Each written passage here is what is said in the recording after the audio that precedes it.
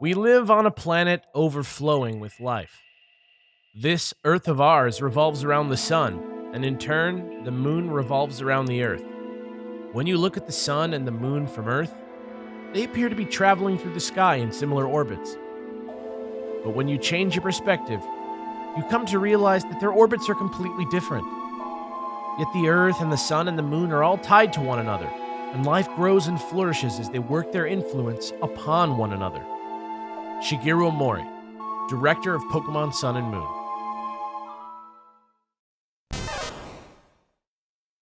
Hey everybody, welcome to the Dex, where we cover trivia and strategy for a different Pokemon each week. I'm Poke-Kels. And I'm Island Kahuna Alex. Kels, I'm excited. This is our first legendary episode since we got our new look. Right? And lucky for you out there, we're still gonna do all the stuff you love, but with a sexy new coat of paint. Oh, I get it. What? Did you say sexy because we're doing Tapu Lele today? What? No. Really? So am I just creepy for saying Tapu Lele's sexy? Kinda. I mean, Feeney's the sexy one. Man! It's alright, dude. I mean, like, it happens to the best of us. Whatever, man. Let's just get into it. This episode's still gonna kick butt. Yeah, you're probably right. Time to learn about the land spirit Pokemon of Alola. It's Tapu Lele!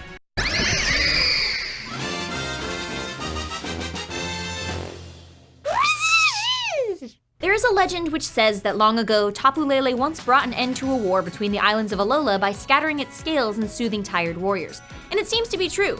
Tapu Lele's glowing scales physically affect others, providing stimulation and healing illnesses or injuries. Yeah, and the magic in these scales is immense. Contact with too many at once can easily overwhelm a mortal body, and it should motivate Tapu Lele to be careful with its scales for this reason alone, but nope. Instead, it scatters its scales over humans and Pokemon with reckless abandon because it enjoys seeing the effects of its power. So while it is not truly out to cause anyone harm per se, there is some cruelty in the way it casually brings others to ruin. Found in the ruins of life, Tapu Lele is the official Tapu of vitality for people and Pokemon alike.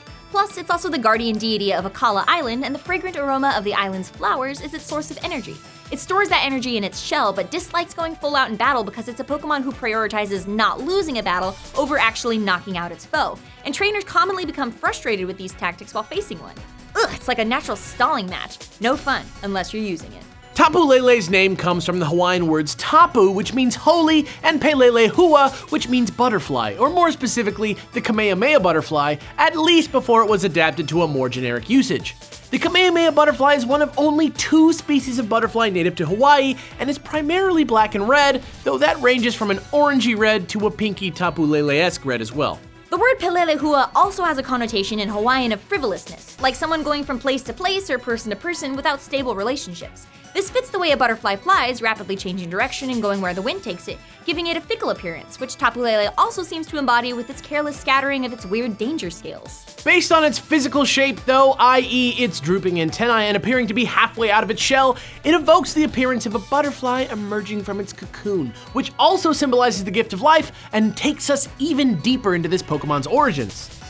Pokemon origins, eh? Yeah, dude. You ready for this week's edition of our special legendary only segment? You mean the Pokemon creation myth? Well, I do and I don't, right? What do you mean? Okay, well, on the one hand, I'm like, yes, this segment is definitely gonna touch on some aspects of the Pokemon creation myth. But then again, there's probably gonna be some other info in there too, so maybe we wanna call it something a little more accurate. Like the Pokemon creation myth, etc.? Okay, you know what? That's actually good. Yeah. I'm actually good with that. That's Yeah. like a good, we like came to that decision together. That's good. Completely made it up just now. It's good. Alright. Improv. It's all improv.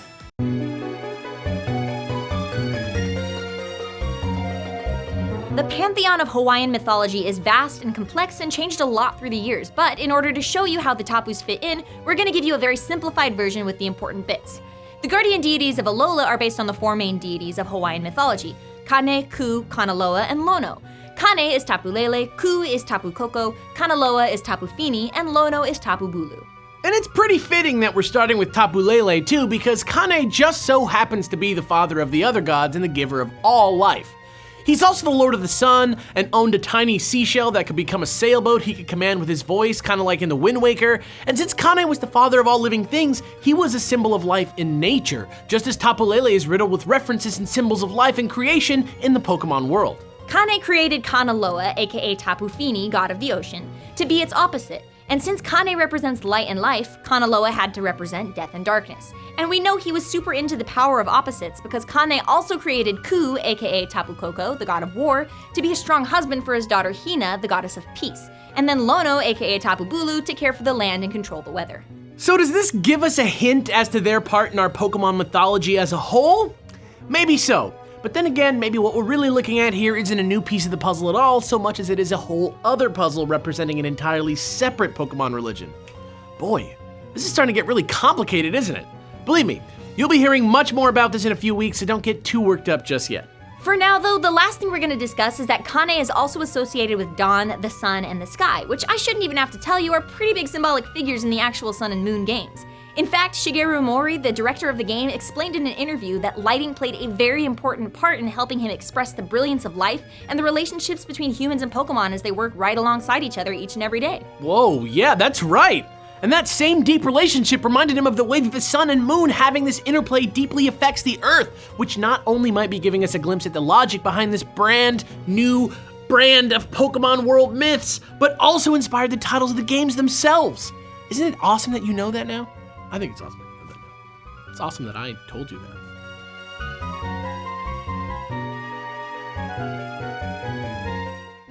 Tapu Lele is awesome! And how do the Ultra Beasts fit in? And what's the difference between myths and science in the Pokemon world?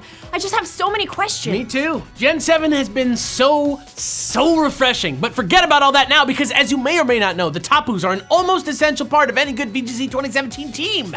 Yeah, that's right. Talking about balance, talking about everyone has their job. Talk about Tapu Lele Gen 7 VGC 2017 battle strats coming at you right now. Aw, yeah. Pokemon Go Plus. Look at that. You have a Pokemon Go Plus. Magic. You can use it to catch Pokemon. It's still in my hand. I caught it. Good job.